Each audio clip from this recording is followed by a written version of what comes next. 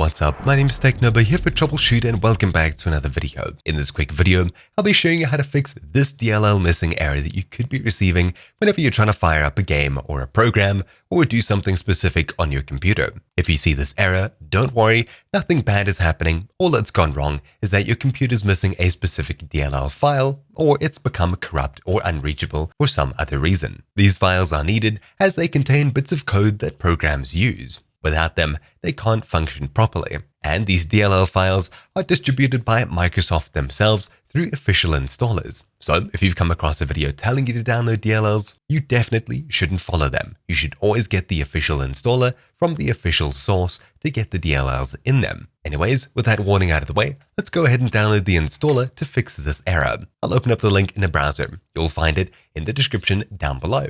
You should see a page that looks something like this. Microsoft.com, Visual Studio 2015, 2017, 2019, and 2022. All you need to do is locate where it says x86 and then click the link to the right-hand side of it and do the same for the next link, x64. Click the link here. Then two files will be downloaded onto your computer, both around 25 or 24 megabytes. It doesn't really matter what way you open these, but you just need to open one, install it, and then the other. So for me, I'll run the 86 version first, as it's at the bottom of my list. When you see this pop up, Microsoft Visual C++ 2015 to 2019 Redistributable, all you have to do is click I agree, followed by install. Then when prompted for admin, click yes, wait for the installation to complete, and then click close.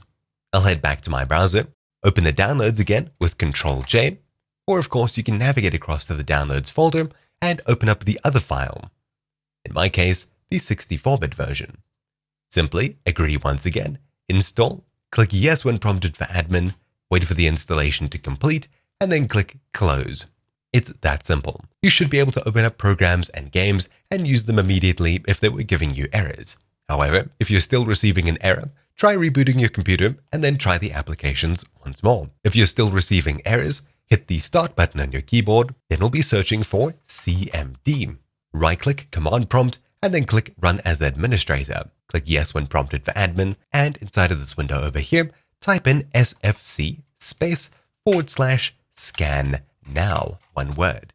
Hit Enter, and Windows will begin to check through its own files for any issues and errors. If it encounters a broken file, something that's missing, etc., it'll be downloaded from Microsoft's official website or brought from elsewhere on your computer to repair the missing files, folders, etc. At the end of this process, you'll be told if it's successful or not.